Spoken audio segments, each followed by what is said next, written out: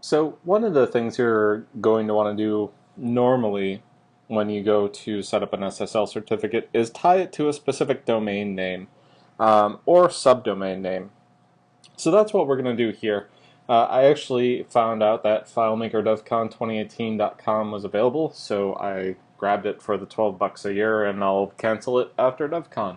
Um, I actually used Google domains, domains.google.com, as my registrar. So what I've done is I've purchased that domain name, and now I can manage the DNS for that domain name.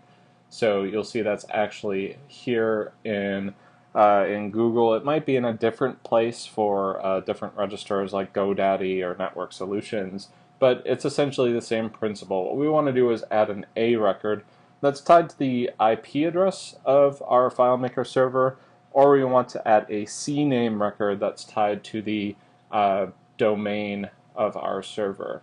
But really what this is going to allow us to do is point an address that we can type into the address bar up here to our server.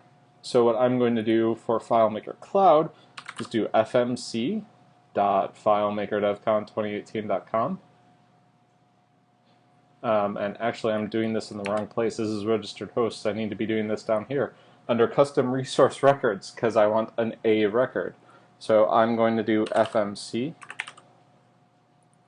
This second setting here is time to live, and if you look at this, it's 1 hour is the default time to live. I usually leave that in place.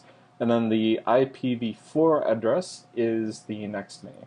So for my FileMaker Cloud server, that's 54.164.40.59. I'm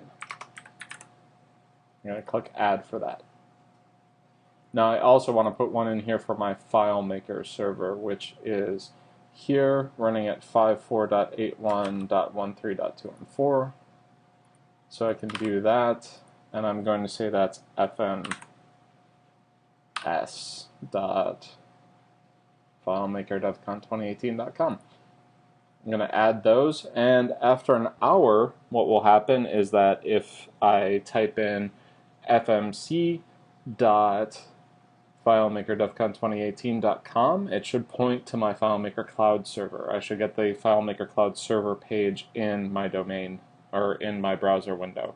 Same thing for if I type in FMS, I should get the home screen for FileMaker FileMaker Server 17.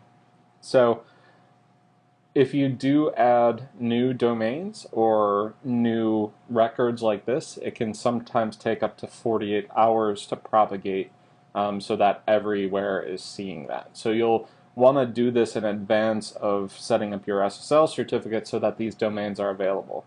Part of the SSL process is they make sure that somebody owns that server. They'll send out a validation to whoever owns that domain to make sure that it's a valid domain. So you want to make sure that these records are in place, and you've given it, 24 hours or 48 hours to make sure they've propagated before you set up your SSL certificate.